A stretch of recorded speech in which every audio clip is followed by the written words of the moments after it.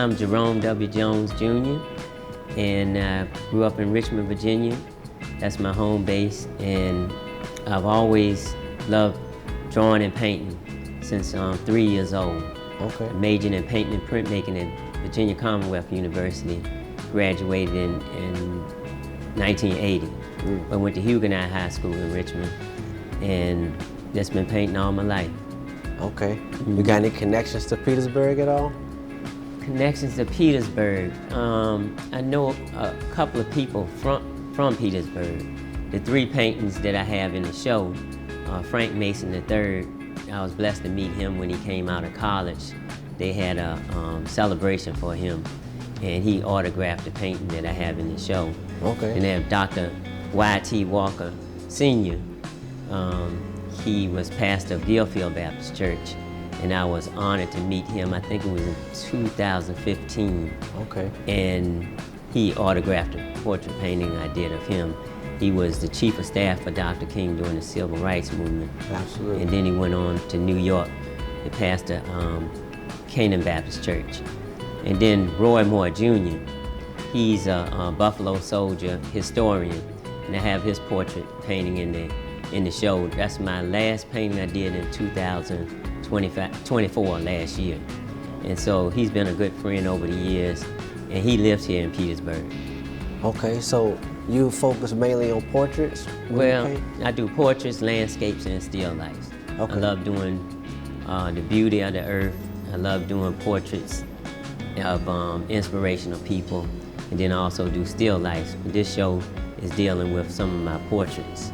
And I have like a collection of over 100 autographed portrait paintings of people I met throughout my career. One of my favorite scriptures is Proverbs 18:16. It says, "A man's gift makes room for him and brings him before great men." So that's been like a testimony for me. On my path of life, I've been blessed to meet so many beautiful and inspirational people. And that's my way of honoring them, to do their portrait and to have them to sign it and share who they are with others. Okay. Mm-hmm. So you said painting since 3 years old. Now you gotta take us to that process of thinking. So who gave you your first paintbrush then? Well, that's a good question. I guess my mother. Okay. But my mom, and then family always been supportive, my grandparents, but my mom, basically, she's always encouraged us. I got one brother and 3 sisters, so it's 5 of us, and my brother's a photographer.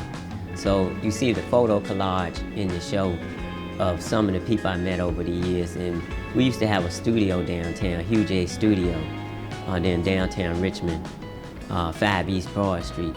And so we used to travel together, meeting the different people that I painted.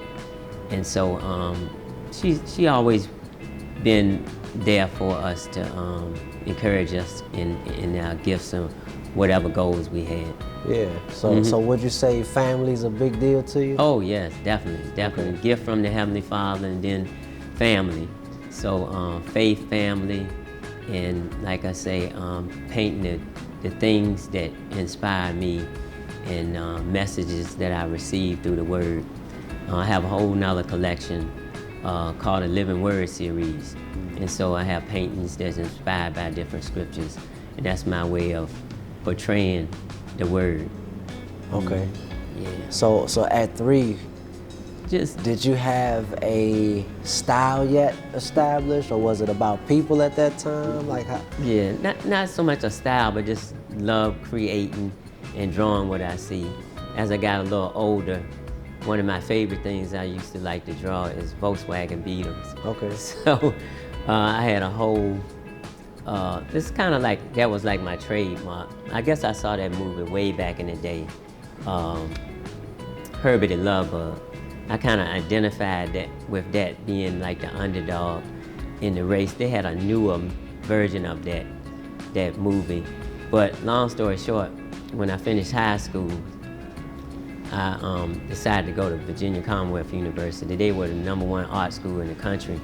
And Dr. Meredith Pillars, the first African-American dean of the School of Arts, he he brought me in his office and he looked over my portfolio. He said, "You gotta stop drawing them Volkswagens. You got them in everything, like landscapes." And then I used to do a Volkswagen Beetle with the license plate of friends and different people that I gave as a gift. So I still got a car collection, but I don't paint them anymore. But Okay. that's something I used to draw as a child. They used to have this show on TV called The Sailor Bob Show, and he was a weatherman on NBC 12. And so at the state fair, he had a booth there, and I came up to the booth, and they asked children to draw something. He would always draw something out of a number. So I drew a Volkswagen out of the number 2, and I was kind of little celebrity status from doing that. They showed that on television. People knew me from that. But I used to like to draw everything, people, nature scenes, all kind of things. Okay. Mm-hmm. Now, back to the exhibit that we have at Petersburg Public Library. Mm-hmm. Everything is focused on portraits and people. Right. You mentioned Wyatt T. Walker, you know, so we had the opportunity to meet his wife recently, and we had to interview her because we celebrated a 100-year anniversary at the library last year. Mm-hmm. And, you know, of course, Wyatt T. Walker and his family has played a major role in assisting with the civil rights movement, because in 1960 is when the library integrated, you know, so they played an instrumental role, you know, of course, in Petersburg and beyond. Mm-hmm. But when you met Wyatt T. Walker and you took and was able to get his signature and paint his image, you know, I don't know, what did that mean to you? Oh man, that's like you meeting a historical figure that contributed so much to where we are today as a people, and not just us, but all of humanity, because of Dr. King and the leaders of the civil rights movement. I also have John Lewis there. My son and I got an opportunity to meet him as well. So that is just so awesome to be able to meet history makers. I always like to share when I'm telling my story. My wife and I, we've been married 41 years, and so us raising our son, and you know, like anyone that has children, helping them with their homework in school and whatnot, and you read about these historical figures, I always wanted him to be able to meet the ones that we read about. So that's so awesome to be able to talk with him. I shared with him my portfolio, Dr. Walker, and he was looking through it, and he saw a painting I did of Dr. King. It's called "I'm Sorry, Dr. King," and Dr. King was in the Birmingham jail. He said, that picture that you took to do that painting, I was in the jail cell with him, and he took a photograph of me and I took a photograph of him, and I would have never known that. He said for the longest time people didn't know that's my photograph, and it was in Ebony and different places. It's a iconic photograph of him in the jail, and he said that was us there together, and I took that of him. And then he saw a photograph of me and my son and Tony Bennett, the well-known singer, and I got the opportunity to meet him years ago at the Altria Theater, and he invited us backstage, and he signed the painting I did of him. One of the reasons I wanted to meet him is he's a painter, and so that connection of meeting another artist.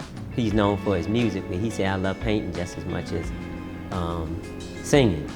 Then Dr. Walker, when he saw his photograph of the painting I did of Tony Bennett, he said Tony Bennett did a fundraiser for us in California when we came out there during the civil rights movement. And so it's those little backstories that you learn when you meet people that that gives you a little insight in who they are and the stories that they tell. Absolutely. I've seen that photo you're talking about. Mrs. Walker still has it up in their living room. Oh, I mean, that's an honor. Yeah, so they talk a lot about how they were never compensated for that photo. Oh, yeah. Yeah, you know, they tried to have, I think they got a lawsuit going, and I think they may have offered them $1 for that photo. Something crazy they said about that lawsuit, but they were never, properly compensated. Right. But I know exactly what picture you're talking about in that jail cell. Yeah. It's awesome. So, I always want to try to get into the mind of the artist. Is there a favorite piece that you have in this particular display? This particular show? Yes, sir. I always like to say it's the latest piece that I've done. Okay. But all of them, I look at as a continual work of art, even though each one is different. The one I did of Roy Moore Jr., I was telling you about him. He's a Buffalo Soldier historian. He lives here in Petersburg. And we met in the early 90s. My son was just in elementary school, and he used to do a traveling exhibit speaking about the Buffalo Soldier. He has all this memorabilia and just a great knowledge of history. He commissioned me to do a painting of some Buffalo Soldiers for him years ago. And then I hadn't heard from him in a while, and so I just visited him not too long ago. It was maybe in November, and I said, I got to do a painting of Roy to honor him and thank him for the great work he's doing. We have so many unsung heroes that are doing great work and historians in their own right. And so I was blessed to be able to reconnect with him and surprise him with showing him the portrait that I have in this exhibit. And when I visited him, he autographed it, and I gave him a print of it. So I told him about the show, and he was excited about that. And he wants to share with his family, because he's in hospice right now. So we praying that he will come out of that. But he was just overjoyed about the show and me presenting that painting to him. Okay. Yeah. So how big was it a goal of yours to try to stay in touch with people you've painted, or? Well, typically, I'm just honored to meet them. Now, that's an added benefit to be able to stay in contact with them. But my whole thing is just I want to show my appreciation. Just like January 28th, that's my latest painting that I created. That was a Dr. Bernice A. King. Dr. King and Coretta Scott King's daughter, and she was at Old Dominion University. So what happens is I get the idea of, if I hear someone's, don't always have to be in the area, but that was so close. I said, I never met Bernice King, Dr. Bernice King. I like to travel down there to ODU. She spoke about her father, and she was supposed to be there last year, but her brother Dexter passed. And so they had to cancel. So when I heard that she's gonna be there, I said, I need to work on a piece of her and then at least show it to her. And that was a blessing. And just to say thank you for all the great work you're doing. She's the head of the King Center in Atlanta. And I was blessed to meet her brother, Martin III, years ago. And he autographed a portrait painting I did of him. Back in 1980, they had a Black Mayors Conference in Richmond, Virginia at the Coliseum. And I was blessed to meet Coretta Scott King. I had a portrait of her husband, and I showed that to her. So my journey has been just a blessing to be able to meet the different people. I don't try to impose to say, well, let's stay in touch and blah, blah. Now, sometimes people do, and that's great. But that's enough for me just to, sometimes I would give the painting to the person or get them the autograph, and that way I can have it on display and share with the audiences when I do exhibits. Yeah. Mm-hmm. So speaking of, I guess you could say Black mayors and political figures locally, did you have the opportunity to meet the recent Black mayor who passed?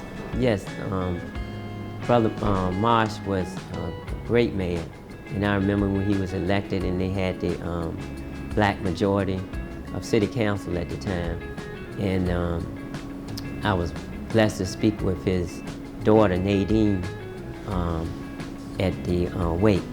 And I had a photograph that I shared with her of me and her father. He's actually in the black and white pen and ink collage that I have there. And during that mayor's conference, I got an opportunity to meet him and a number of the other, well, I already knew him, but meet some of the other mayors at the time. Mm-hmm. So that was great. Jesse Jackson, he was there. And who else? I think Andrew Young and Gary Hatcher. I met Vernon Jordan. It was a number of them. I have a painting that I did back then that each one of them that I met, they autographed that. Governor Wilder at the time wasn't governor, but he also autographed it. Okay. And I just saw him last night at a legislative reception that he had. He has the Wilder Governor School of Government at Virginia Commonwealth University. Then it had Shirley Chisholm. That was back in 1982. First African American to run for president of the United States. That was an honor meeting her. She was at Virginia Union University at the time when I saw her. Then you have Dorothy Height. She was part of the Civil Rights Movement.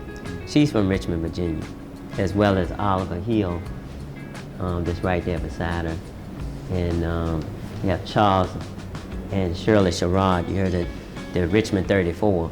He was part of the Richmond 34. And of course I spoke of John Lewis.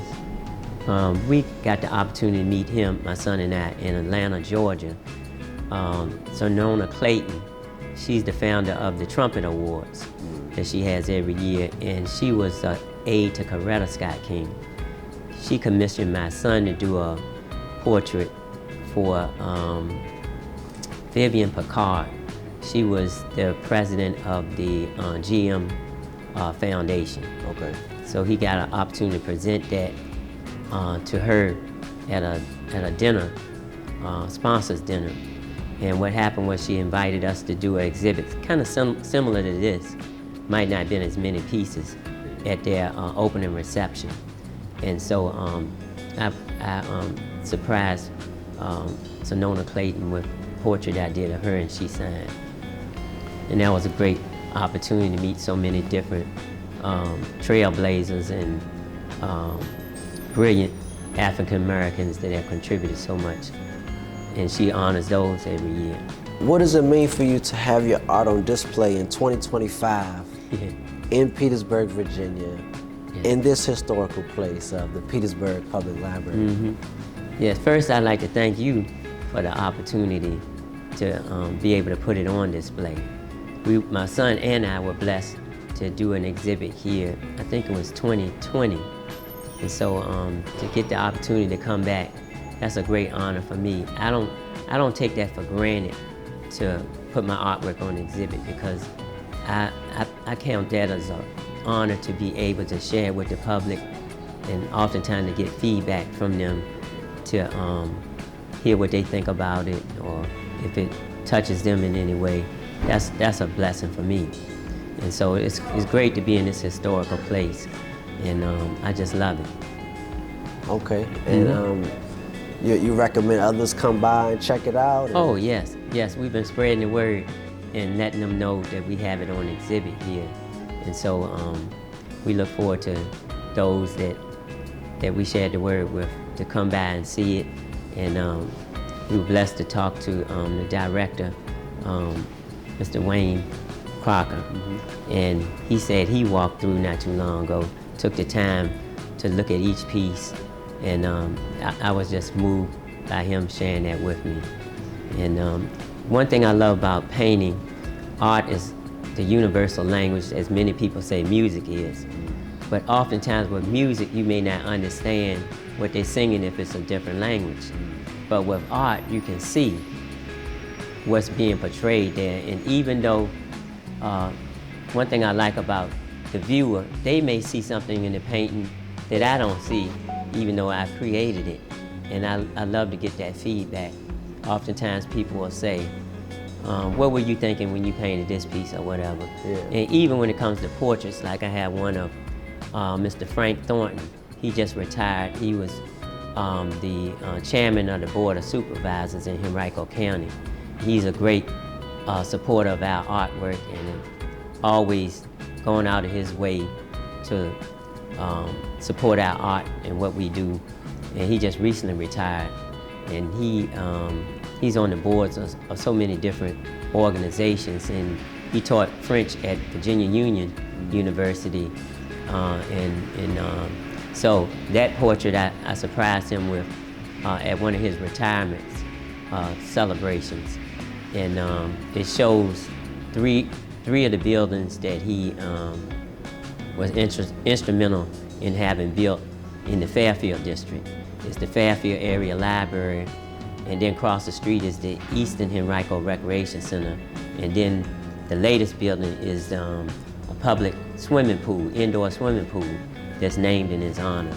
So he's a legend and a trailblazer in not just in Henrico County, but throughout the whole state.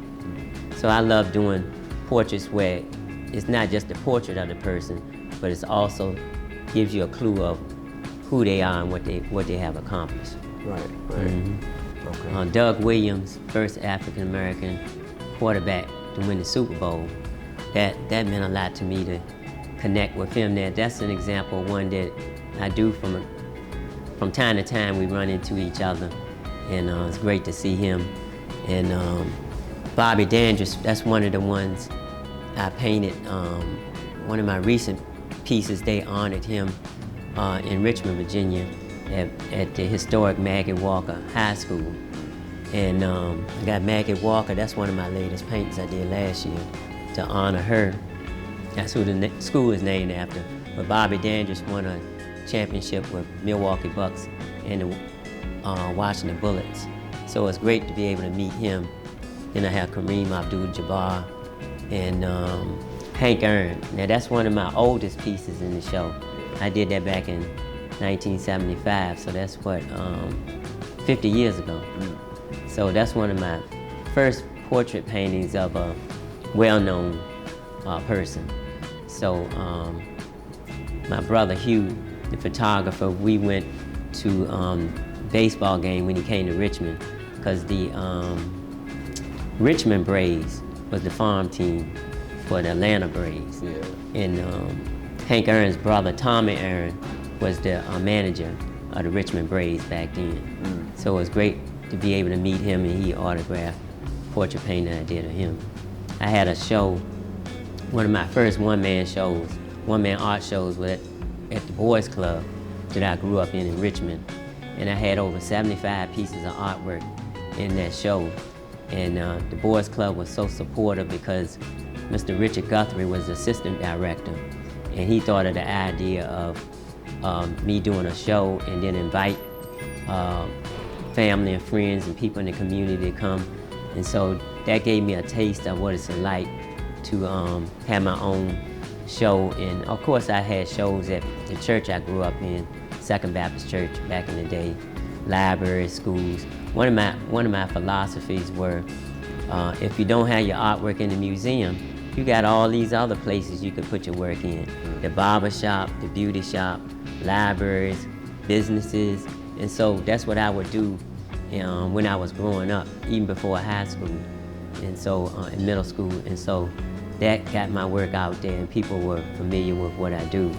And that's always been great. So that's some good advice, for artists that are coming up behind you. Right. To consider all those other outlets. Right. Of expression. Right, and that's where I met, because I was a member of the Boys Club, Dr. DePillars, who I was sharing is the dean of VCU at the time. One of the other directors of the Boys Club, Tyrone Wilkins, he introduced me to him, and then I shared my work with him, and that's how I made the decision to go to VCU. It was right there in my hometown. I could actually walk to school, even though I didn't that often, but I could walk to VCU from where I lived. And it was great being able to have access to someone that's internationally known as an artist. He was part of Afro-Cobra, a group of African-American artists based in Chicago. And so I was blessed to be able to have him like a mentor, and that was wonderful. So that showed you that, like I always share with people, don't look down on, quote, being local, because local can go to global, and all it takes is connecting with people that you meet. Everybody you meet knows somebody. So when you respect everyone, show them the respect, you never know who they know. So show people you appreciate them. That's what my son and I love to do. I did a portrait painting of my neighbor next door, and she's known me since I was 3 or 4 years old. And they honor her at her church, and her name is Nellie Crump Thomas. And so I just recently moved back to my old neighborhood, and we next door neighbors. And so I surprised her and did her portrait painting. And she's an example of one that does so much for people in the community. She's a prayer warrior. She's a missionary in her church, and just 96 years old, still driving. Just bought a new vehicle, and it's just an honor being next door to her and help her out if she needs any help with anything. And that's my way of saying thank you for all you do by doing her portrait. And then the other side of that is, oftentimes people may not pay attention to art, and so that's my way of being an art ambassador, to share the importance of art. Just like music is important, all the arts. And painting, my thing is putting the art out there where people can see it and recognize it. And we always say, for those that may not go to a museum or a gallery, bring the art to the people so that they can see and express what they love. People think oftentimes, well, I don't have a degree in art appreciation. You know what you like, you know what you love. So you can be a collector or a philanthropist to donate art to institutions. We have a banner called I Am 400, and it has 69 of our paintings between my son and I. And we were just blessed to have the mayor of Richmond, Virginia. We have a new mayor, Dr. Danny Avula, and he purchased the banner, and they have it in City Hall now. And we have it in a number of libraries, community centers, and institutions all around the world now. So that's a good way of sharing our history with the world through art. Yeah. Mm-hmm. Okay. Yeah. So I will ask you, what do you do for fun? But is this the is this the outlet for fun? Or? Well, you know, I enjoy traveling. But yeah, art for me is not just a business. It's also a calling. Just like I was sharing, teaching the word through art. And then it's fun for me. It's therapy. You know, it is work, but it's not work for me, because I've always loved doing it. Somebody asked me the other day, when you gonna retire? I said, I'm an artist. I'm never gonna retire as long as I can move the hands. But in my mind, I'm always thinking of things to paint or an image in my mind. Stevie Wonder's, one of his albums back in the 70s was Music of My Mind. And that's one of my favorite singers. I was blessed to meet him December 4th, 1979. And I have that in the photo collage. I did a painting 3.5 by 6 feet. And I say, one day I'm gonna meet Stevie Wonder and share with him how much his music have inspired me. And you know, because his music is always uplifting and about love and appreciation for life. And at the time that I met him, he had the soundtrack for The Secret Life of Plants. And the whole album is a soundtrack to a movie about plants. And I said, wow, that's deep. And so, long story short, my mother and my brother Hugh, we drove up to Washington, D.C., no tickets to the concert. And we went to Constitution Hall, and the general manager saw the painting. I said, I would like to share this with Stevie Wonder. And he said, I'm gonna share with you where he's staying. And you know how that could be. Now today it's almost like impossible to do something like that. But that's my faith walk, of just speaking something and see it come to pass. You make the decision of what you want to do, and then have a vision of how you can make that happen, and then the provision all comes together. And he told me who his manager was. I called him on the phone in the lobby of the hotel room, and he said, "Come on upstairs." And that was wonderful to be able to meet him. He invited us to the concert. He said, "I want you to present this to me during the concert." And they gave us a standing ovation when I presented it to him. And I meet people from time to time that say, "I was in that audience that night when you presented that." I was just 20 years old at the time. And so it's things like that that just, make you realize that you have a gift and you need to use it and share it with others. That's one of the things that make life worth living. Yeah, for sure. I call it the 7 arts. The art of loving life, the art of creating art, the art of marketing, making art reach kindreds, exhibiting truth in neighborhoods globally. That's my acronym for marketing. And then the art of being in the right place at the right time. Many of the people that I met here, oftentimes it wasn't a meeting that I set up ahead of time, but it's like the art of being in the right place at the right time. This is kind of like a different story. I already had met Willie Lanier. He was the first African-American middle linebacker in the NFL, and he won a championship with the Kansas City Chiefs. He grew up in Richmond and actually went to the same church that we grew up in. His sister just recently passed. She was in the choir. She was a little older than I was, but I had never really met him because he was out there in the NFL. He'd come back home every now and then. But that art show I told you about at the Boys Club, that's the first painting I did of NFL player. And his family purchased that painting from me at that art show. And that just blew me away for them to buy that for him. I just, not too long ago, met or saw his brother, his nephew, and his nephew said, "That painting you did of my uncle, that hangs in my father's house." In other words, Willie Lanier had his brother to keep it for him, and that was great to hear that. And Willie Lanier has just recently moved back to Kansas, but that was great to be able to meet him. But the reason I brought up that story about being in the right place at the right time, my son and I went to a banquet, awards banquet for athletes, and Willie Lanier happened to be out there, and we went there to meet, I think it was Morgan Moses. He's in the NFL, and I knew his father, so we were just standing out there, and we didn't have tickets to the event. We were just gonna meet them out there, out front. And Willie Lanier happened to have been talking, and he said, "Do y'all have tickets?" I said, "No." He said, "You do now." And we got to sit at his head table along with the sponsors of that particular event.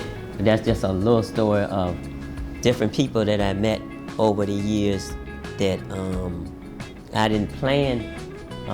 We didn't have a planned meeting, but it just worked out. There's a scripture in the Bible about Zacchaeus, and I love that story about him. He's a short man. He was a tax collector. This is in the book of Luke, chapter 19. And he heard the Messiah was coming to town. And because he was short, he got up in the tree so he could see. Kind of reminds me of how people talking about the Philadelphia Eagles parade, and people be out there days ahead of time to be able to get a good spot. I saw 2 brothers on the news the other day. They had been out there 2 days ahead of time, right in front of the Philadelphia Museum where they're gonna be gathering. But what happened was Zacchaeus up in the tree, when the Messiah came, he stopped right there at the tree and said, Zacchaeus, today I'm gonna have dinner at your house. And that's an example of him being at the right place at the right time. He stopped right under that tree where he was up in the branches, and he ran, got down from the tree, and got ready for him to come to his house. And I kind of relate that to all my life. I've been blessed to just, in many instances, be in the right place at the right time, and things work out. And that's exciting to be able to, when I'm working on a painting, oftentimes I say, I'm gonna go see so-and-so. One of my favorite paintings is called Friends, Mentors, and Proteges.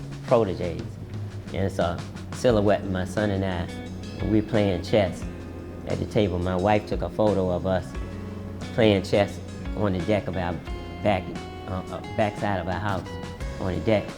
But the chess pieces are paint tubes, and we're thinking about what we want to paint, who we want to meet, what we visualize or what we want to accomplish that month or that year.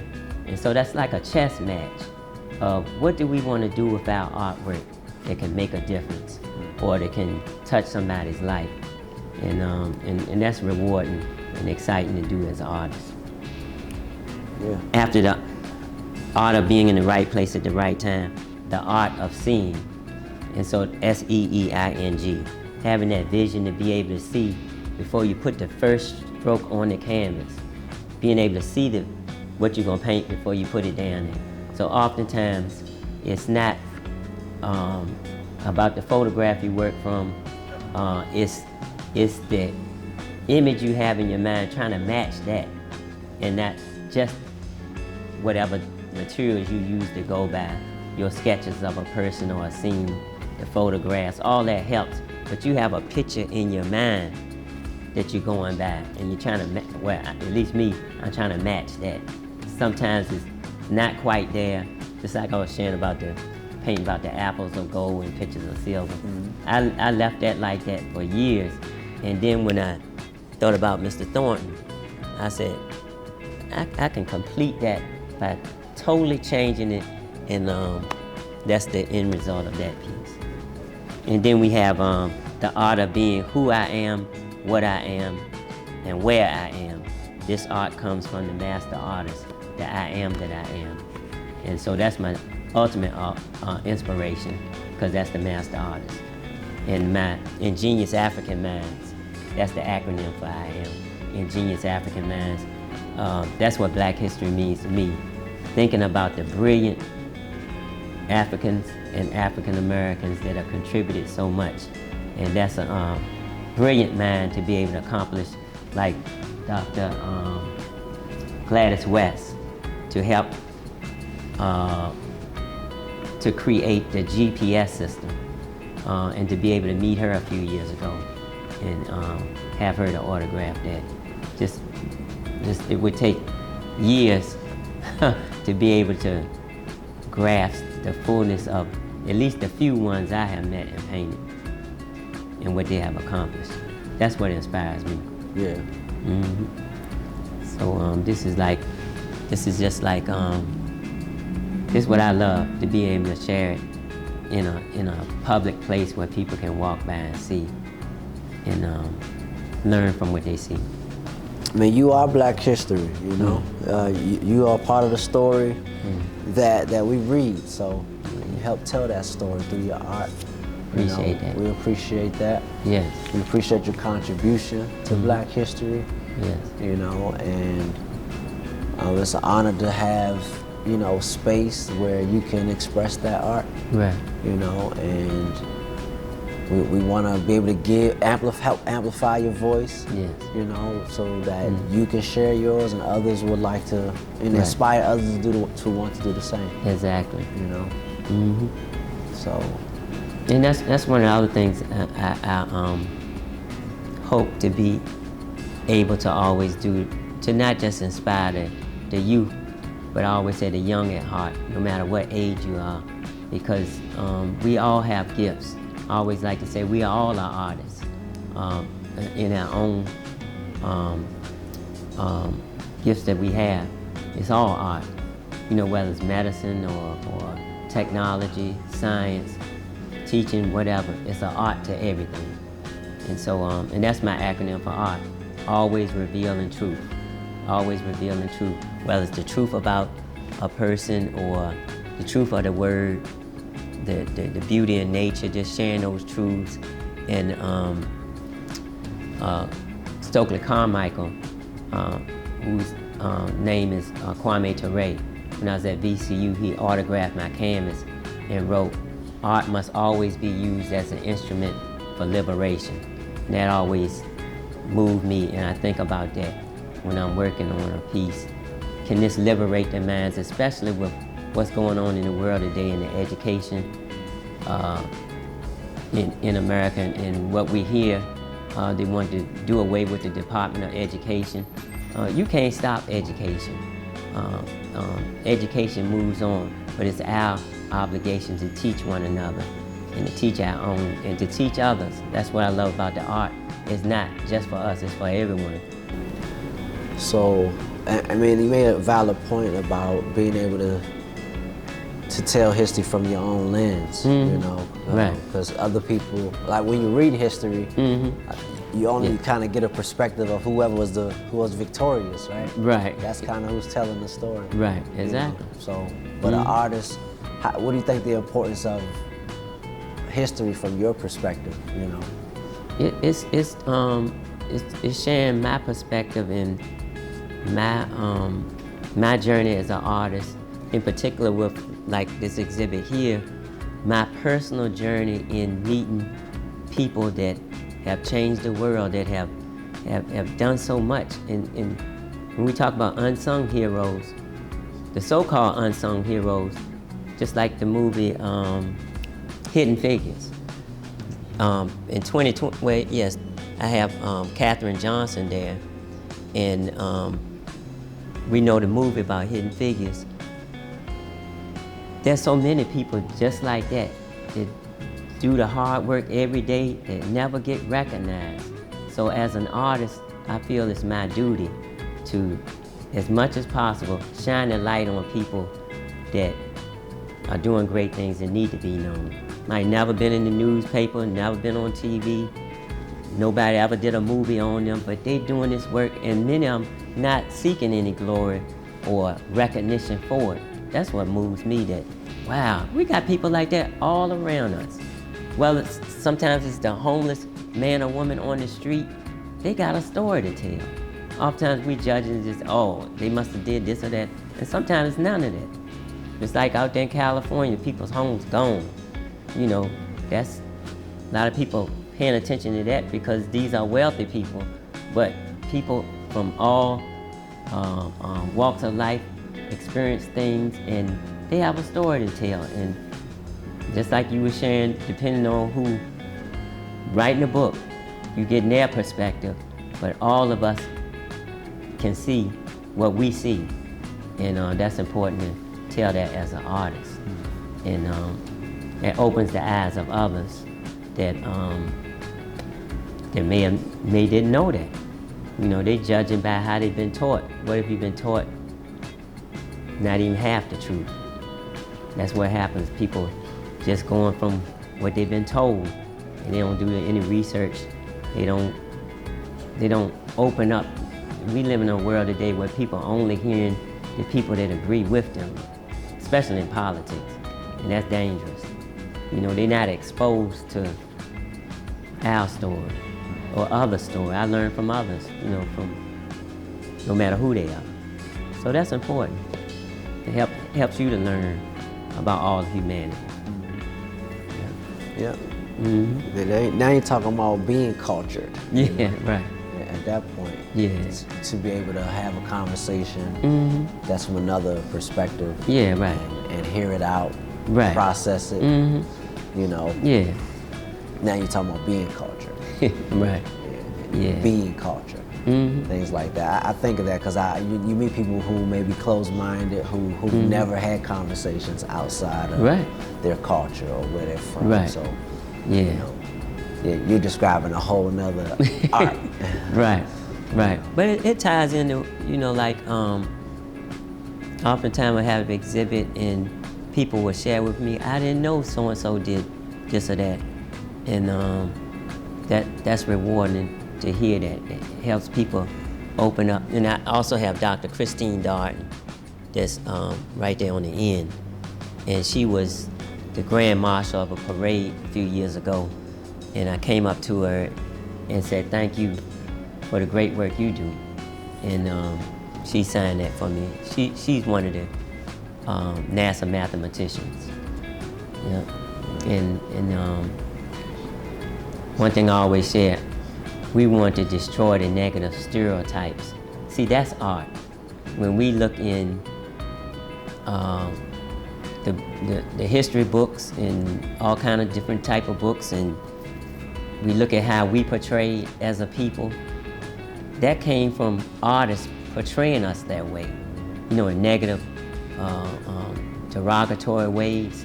So that's why we as artists that love and appreciate who we are as a people, that goes back to the art of knowing who I am, what I am, and where I am.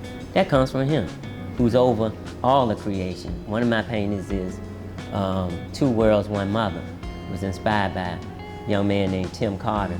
It shows the African woman stretched out between North America and Africa, and her locks symbolize the roots of Africa, and her feet touch down in the state of Virginia, where some of the first enslaved were brought over.